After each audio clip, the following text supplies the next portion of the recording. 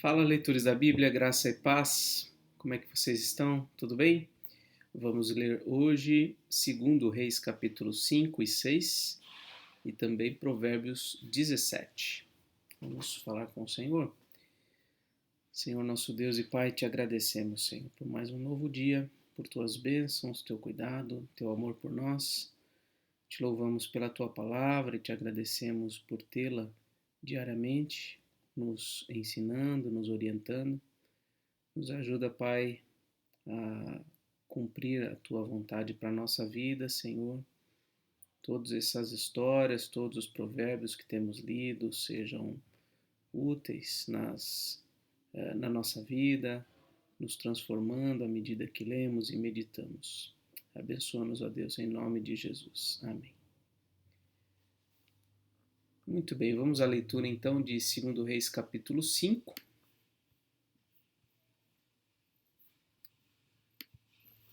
2 Reis capítulo 5. Naamã, comandante do exército do rei da Síria, era grande homem diante do seu senhor e de muito conceito, porque por meio dele o Senhor tinha dado a vitória à Síria. Ele era herói de guerra, porém sofria de lepra. Então, Naamã, um homem importante na Síria, um homem, inclusive, por meio de quem o Senhor deu vitória à Síria, para a gente ver como o Senhor está na condução de todas as batalhas entre os povos, todos os conflitos geopolíticos. É o Senhor quem dá a vitória, é o Senhor quem dá a derrota, enfim. E aí tinha um homem, Naamã, que era o comandante do exército da Síria, um homem importante, porém ele sofria de lepra, ele tinha uma doença de pele. É possível que o conceito de lepra nas escrituras seja um conceito amplo o suficiente para comportar diversas possibilidades de doenças de pele. Hoje em dia a gente tem um nome para cada coisa, né? Mas provavelmente naquele período as doenças de pele em geral recebiam essa nomenclatura, lepra. Tropas saíram da Síria e da terra de Israel, levaram cativo uma menina que ficou ao serviço da mulher de Naamã. Um dia a menina disse à sua senhora: quem dera o meu senhor estivesse na presença do profeta que está em Samaria, ele o curaria da sua lepra. Então a Síria, olha só como Israel já está bastante enfraquecido nesse contexto. A Síria foi até a terra de Canaã e levaram cativo uma menina. Provavelmente outros foram levados cativos também, tomados como escravos, enfim. Mas aqui é a história dessa menina. E ela fala para a mulher, né, para a esposa ali, para a senhora da casa de Naamã, fala: olha, se o meu senhor, o Naamã, pudesse encontrar com o profeta que está em Samaria, ele seria curado. Então Naamã foi contar isso ao seu senhor, dizendo: assim e assim falou a jovem que é da terra de Israel. Ele é um comandante, mas ele foi falar com o rei ou com alguém que estava acima dele. Falou: parece que tem alguém lá que pode me curar. E o rei da Síria respondeu: não, ele não falou com qualquer outro nome, qualquer outro homem, ele falou com o rei da Síria. Então o rei da Síria respondeu: vá, e eu enviarei uma carta ao rei de Israel. Então Naamã partiu, levou consigo 340 quilos de prata, 72 quilos de ouro e 10 mudas de roupa. Levou também ao rei de Israel a carta que dizia: então logo essa carta chegar a você, saiba que eu lhe enviei Naamã, meu servo, para que você o cure da sua lepra. Então ele foi enviado ao rei de Israel. Quando o rei de Israel acabou de ler a carta, rasgou as suas roupas em sinal de medo e disse: por acaso sou Deus com poder de tirar a vida ou dá-la, para que este envie a mim um homem para eu curá-lo de sua lepra? Como vocês podem notar e ver, ele está procurando um pretexto contra mim. Então, na cabeça do rei de Israel, falou: esse homem só pode estar pedindo uma coisa impossível para mim, para arrumar um pretexto para, né, lutar contra mim. Mas quando Eliseu, homem de Deus, ouviu que o rei de Israel havia rasgado as suas roupas, mandou dizer ao rei: por que o senhor rasgou as suas roupas? Deixe-o vir a mim. e ele saberá que há profeta em Israel. Então Naamã foi com seus cavalos e os seus carros e parou à porta da casa de Eliseu. Eliseu lhe mandou um mensageiro, dizendo: vai e lave-se 7 vezes no Jordão, e a sua carne será restaurada e você ficará limpo. Mas Naamã ficou indignado e se foi, dizendo: eu pensava que ele certamente sairia para falar comigo, ficaria em pé, invocaria o nome do Senhor seu Deus, passaria a mão sobre o lugar da lepra e restauraria o leproso. Por acaso não são Abana e Farfar, rios de Damasco, melhores do que todas as águas de Israel? Será que eu não poderia me lavar neles e ficar limpo? Deu meia volta e foi embora, muito irritado. Então os seus oficiais se aproximaram e lhe disseram: meu pai, se o profeta tivesse dito alguma coisa difícil, por acaso o Senhor não faria? Muito mais agora que ele apenas disse: lave-se e você ficará limpo. Então Naamã desceu e mergulhou no Jordão 7 vezes, conforme a palavra do homem de Deus. E a sua pele se tornou como a pele de uma criança e ficou limpo. Depois ele voltou ao homem de Deus, ele e toda a sua comitiva, veio, pôs-se diante dele e disse: eis que agora reconheço que em toda a terra não há Deus, a não ser em Israel. E agora, por favor, aceite um presente deste seu servo. Porém, ele respondeu: tão certo como vive o Senhor, em cuja presença estou, não aceitarei nada. Naamã insistiu com ele para que aceitasse, mas ele recusou. Então Naamã disse: se você não quer, então peço que seja permitido a este seu servo levar 2 mulas carregadas de terra, porque este seu servo nunca mais oferecerá holocausto nem sacrifício a outros deuses a não ser ao Senhor, a Yahvé. Mas que o Senhor Deus perdoe o seu servo uma coisa: quando meu senhor o rei entrar no templo de Rimom para ali adorar, e ele se encostar no meu braço, e eu também tiver de me encurvar no templo de Rimom, quando assim me prostrar no templo de Rimom, que o Senhor Deus me perdoe este seu servo por isso. Eliseu lhe disse: vá em paz. Então, ele ofereceu um presente, Eliseu recusou, o homem pediu para levar um pouco de terra de Israel para lá, para ele poder, enfim, se ajoelhar lá em cima daquela terra, fazer a oração, sei lá o quê. E disse que não iria sacrificar mais, não iria adorar mais nenhum outro Deus, porque reconhecia que só em Israel havia Deus, de verdade. E ele foi embora. Quando Naamã tinha se afastado certa distância, Geazi, o servo de Eliseu, homem de Deus, disse consigo: eis que meu senhor foi generoso demais com este sírio Naamã, recusando o que ele trazia. Mas tão certo como vive o Senhor, vou correr atrás dele e receberei dele alguma coisa. Então Geazi correu atrás de Naamã. Quando Naamã viu que alguém vinha correndo atrás dele, saltou da carruagem para ir ao encontro dele. E então perguntou: está tudo bem? E ele respondeu: sim, tudo bem. Meu senhor me mandou dizer: eis que agora mesmo vieram da região montanhosa de Efraim 2 jovens que fazem parte do grupo dos discípulos dos profetas. Por favor, deles 34 quilos de prata e 2 mudas de roupa. Obviamente ele mentiu. Geazi não tinha sido mandado por Eliseu para dar essa mensagem. E Naamã disse: tenha a bondade de levar 68 quilos. Insistiu com ele e amarrou 68 quilos de prata em 2 sacos e 2 mudas de roupa.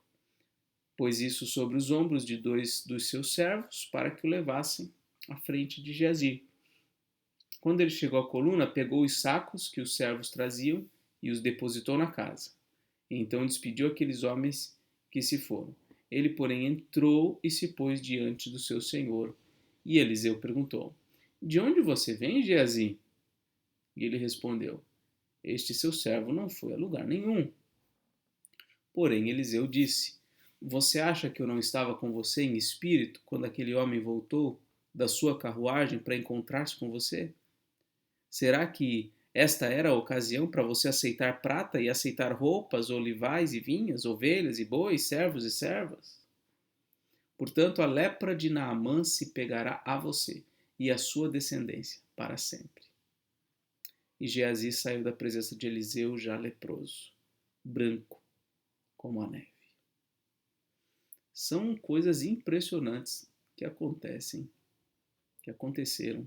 no período de Elias e de Eliseu. Realmente impressionantes. E tem mais uma aqui. Os discípulos dos profetas disseram a Eliseu: Eis que o lugar em que moramos com você é pequeno demais para nós. Vamos até o Jordão, tomemos de lá cada um de nós uma viga e construamos um lugar para morar. Ele respondeu: Vão.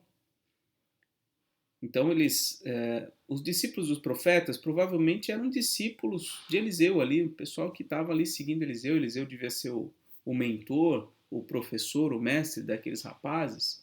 Então era um lugar pequeno que eles moravam, eles falaram, vamos construir alguma coisa maior, vamos até o Jordão e vamos pegar vigas, cada um traz uma.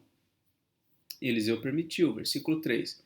Mas um deles disse, tenha bondade de ir com estes seus servos. Eliseu disse, eu irei. Então, convidou Eliseu e foi. Foi com eles. Quando chegaram ao Jordão, cortaram a madeira. Aconteceu que enquanto um deles derrubava um tronco, o machado caiu na água. E ele gritou, ai meu senhor, o machado era emprestado. E o homem de Deus perguntou, onde caiu? Ele mostrou-lhe o lugar, então Eliseu cortou um galho, jogou-o na água naquele lugar e fez o ferro flutuar. Então disse, pegue-o. E o homem estendeu a mão e o pegou. Também impressionante, não é? O rei da Síria estava em guerra contra Israel e, em conselho com os seus oficiais, disse, em tal e tal lugar estará o meu acampamento. Mas o homem de Deus mandou dizer ao rei de Israel, evite passar por tal lugar, porque os sírios estão descendo por ali. Eliseu mandou um recado, falou, não vai por ali porque os sírios estão por ali. O rei de Israel enviou tropas ao lugar de que o homem de Deus lhe havia falado e de que o tinha avisado, e assim se salvou mais do que uma ou duas vezes. O rei da Síria ficou angustiado com este incidente. Então chamou os seus servos e perguntou, vocês não vão me dizer quem dos nossos está do lado do rei de Israel? Então ele já pensou que tinha alguém infiltrado ali, alguém passando informação para o rei de Israel. Como é que pode eles saberem que a gente estava descendo por ali? E aí um dos servos respondeu, ninguém, ó rei, meu senhor, mas o profeta Eliseu, que está em Israel, conta ao rei de Israel as palavras que o Senhor fala no seu quarto de dormir. Ele sabe o que você está dizendo lá no seu quarto. Então o rei disse, vão e descubram onde ele está para que eu mande prendê-lo. E contaram ao rei, eis que ele está em Dotã. Então enviou o rei da Síria, para lá cavalos, carros de guerra e um grande exército. E eles chegaram de noite e cercaram a cidade. O servo do homem de Deus levantou-se bem cedo. A gente não sabe se é Geazi ou se já mudou quem é o servo de Eliseu agora, né? Por conta de Geazi ter ficado com lepra. A gente não sei se esse texto vai esclarecer isso. O servo do homem de Deus levantou-se bem cedo e, ao sair, eis que tropas, cavalos e carros de guerra haviam cercado a cidade. Então o moço disse a Eliseu, ai, meu senhor, que faremos? E ele respondeu, não tenha medo, porque são mais os que estão conosco do que os que estão com eles. E Eliseu orou e disse, Senhor, peço-te que abras os olhos dele para que ele veja. Para que ele veja. O Senhor abriu os olhos do moço e ele viu que o monte estava cheio de cavalos e carros de fogo ao redor de Eliseu. E quando os sírios desceram contra ele, Eliseu orou ao Senhor e disse, peço-te que firas esta gente de cegueira. E ele os feriu de cegueira conforme a palavra de Eliseu. Então Eliseu lhes disse, não é este o caminho, nem esta cidade. Sigam-me, e eu os guiarei ao homem que vocês estão procurando. e os guiou à cidade de Samaria. Quando eles chegaram a Samaria, Eliseu disse: Ó Senhor, abre os olhos desses homens para que vejam. E o Senhor abriu os olhos deles e viram, e eis que estavam dentro de Samaria. Quando o rei de Israel os viu, perguntou a Eliseu: Meu pai, devo matá-los? Devo matá-los? Ele respondeu: Não os mate. Você mataria aqueles que fizesse prisioneiros com a sua espada e o seu arco? Ordena que lhes deem pão e água para que comam, bebam e voltem para o seu senhor. Faz o bem por eles e manda eles embora de volta. Então o rei ofereceu-lhes um grande banquete e comeram e beberam. Ele os despediu e eles voltaram para o seu senhor, e da parte da Síria não houve mais investidas na terra de Israel. Lembra daquele mandamento do Senhor Jesus, né? De fazer o bem, amar os inimigos, fazer o bem aos que nos perseguem? Pois é, ele, quando tinha os inimigos ali de Israel nas mãos, poderia ter mandado matar todo mundo. Ele falou: não, dá pão e água para eles, manda eles embora. E isso fez bem para toda a nação de Israel, porque eles pararam de fazer investidas contra Israel. Depois disso, Ben-Hadad, rei da Síria, juntou todo o seu exército, foi e sitiou a cidade de Samaria. Houve grande fome em Samaria. Eis que a sitiaram a ponto de se vender a cabeça de um jumento por 80 moedas de prata e um pouco de esterco de pomba por 5 moedas de prata. Impressionante, né? Bom, a gente não sabe quanto tempo demorou esse período aqui que a Síria não fez mais investidas na terra de Israel, a gente não sabe quanto tempo. O fato é que depois disso, em algum momento, esse homem chamado Ben-Hadad, rei da Síria, ele então sitiou novamente Samaria. Estava assim, um momento de muita fome naquele momento.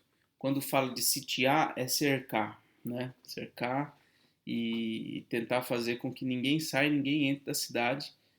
Mais cedo ou mais tarde, aquela cidade vai ter muita dificuldade em relação a mantimento e tudo mais, né? E ali, então, olha só o comércio. Vendia a cabeça de um jumento por 80 moedas de prata e um pouco de esterco por 5 moedas de prata. Então, provavelmente aqui muito caro, um preço muito alto. Quando o rei de Israel vinha passando, andando sobre a muralha, uma mulher gritou: Ajude-me, ó rei, meu senhor. E ele respondeu: Se o Senhor Deus não ajudar você, com que poderei eu ajudá-la? Com a eira ou com o lagar? E o rei acrescentou: Qual é o seu problema? E ela respondeu: Esta mulher me disse: Dê o seu filho para que hoje o comamos e amanhã comeremos o meu. Assim cozinhamos o meu filho e o comemos. Mas no outro dia, quando eu disse a ela: Dê o seu filho para que o comamos, ela o escondeu. Olha o problema. Estavam incorrendo até no canibalismo para se alimentar do próprio filho, para matar a fome. Imagina a situação que não estava acontecendo ali. Ao ouvir as palavras da mulher, o rei rasgou as suas roupas. Como ele estava andando sobre a muralha, o povo olhou e viu que por baixo, sobre a pele, o rei estava usando pano de saco. Ele estava usando pano de saco por baixo da roupa dele.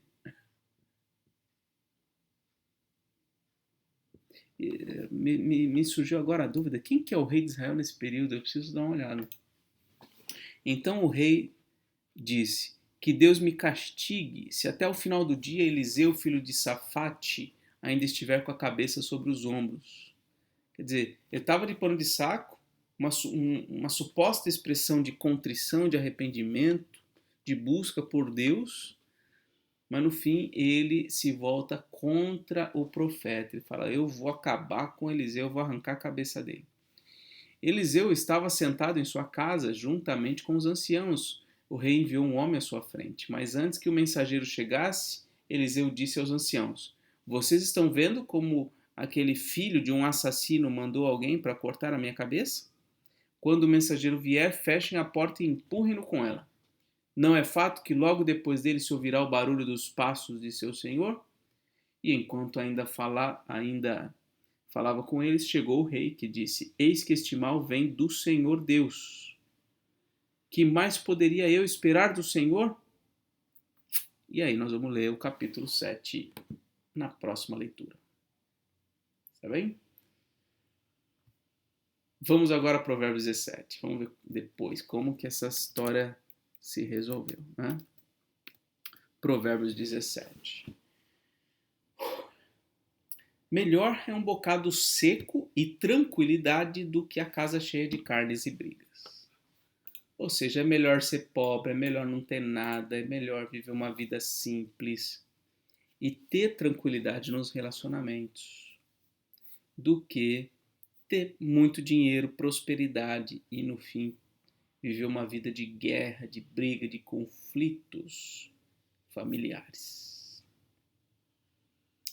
O escravo sábio dominará sobre o filho que causa vergonha, e entre os irmãos terá parte na herança. O crisol prova a prata e o forno prova o ouro, mas o Senhor prova os corações. O malfeitor dá atenção aos lábios iníquos. O mentiroso inclina os ouvidos para a língua maligna. Quem zomba do pobre insulta aquele que o criou. O que se alegra com a calamidade não ficará impune. Coroa dos velhos são os filhos dos filhos, e a glória dos filhos são os pais. Palavras bonitas não ficam bem ao insensato, muito menos a mentira na boca do príncipe. O suborno é pedra mágica aos olhos de quem o oferece. Onde quer que for oferecido, dará resultado. Quem encobre a transgressão fortalece a amizade, mas o que insiste no assunto separa os maiores amigos. Uma repreensão cala mais fundo em quem tem juízo do que 100 chicotadas no insensato. Olha só, a repreensão causa efeitos mais profundos na vida de quem tem juízo do que 100 chicotadas nas costas do insensato. O rebelde só procura fazer o mal, por isso o mensageiro cruel será enviado contra ele. Melhor é encontrar uma ursa da qual roubaram os filhotes do que um insensato na sua tolice. É melhor se encontrar com um bicho atordoado, irracional. Imagina uma ursa que roubaram os filhotes dela, o estado que essa ursa está. É melhor encontrar um bicho nesse estado do que encontrar um insensato na sua tolice. É verdade, infelizmente é verdade. Quanto àquele que paga o bem com o mal, quanto àquele que paga o bem com o mal não se afastará da sua casa. Começar uma discussão é como abrir uma represa, por isso desista antes que surja o conflito. Ou seja, é melhor não entrar na discussão, porque quando você entra numa discussão, quando você entra numa briga, é como se abrir uma represa, você não sabe o que vai acontecer dali. Você não tem controle sobre uma represa, você não tem controle sobre onde vai dar uma briga, então é melhor você desistir antes de começar o conflito. O Senhor detesta quem justifica o ímpio e quem condena o justo. Ele detesta tanto um quanto o outro. De que serviria o dinheiro na mão do tolo para comprar sabedoria, se ele não tem entendimento? Pode dar um milhão de reais para um tolo, falar para ele, olha, compra a sabedoria. Não, mas ele não tem entendimento, ele não vai saber comprar a sabedoria.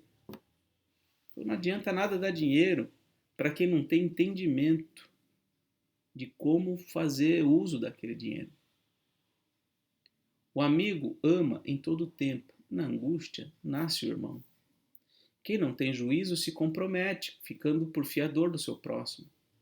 Quem ama a discórdia ama o pecado. E o que faz alta a sua porta facilita a própria queda. O perverso de coração jamais encontra o bem, e o que diz coisas más acaba em desgraça.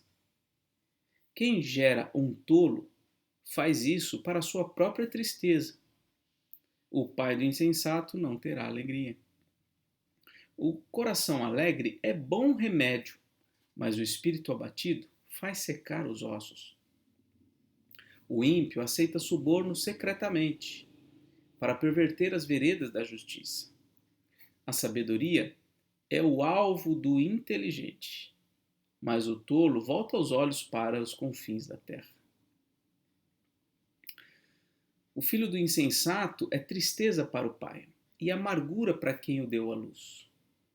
Não é bom punir o justo, é contra todo o direito ferir o príncipe. Quem controla suas palavras possui conhecimento, e o sereno de espírito é inteligente. Até o insensato, quando se cala, é tido por sábio. Se fica de boca fechada, passa por inteligente. Melhor falar menos, né? Precisamos falar menos. Muito bem, e assim terminamos a leitura de hoje. Esse vídeo vai para o YouTube no dia 10 de agosto, tá certo? Então, que Deus abençoe você, um forte abraço e até mais, se Deus quiser.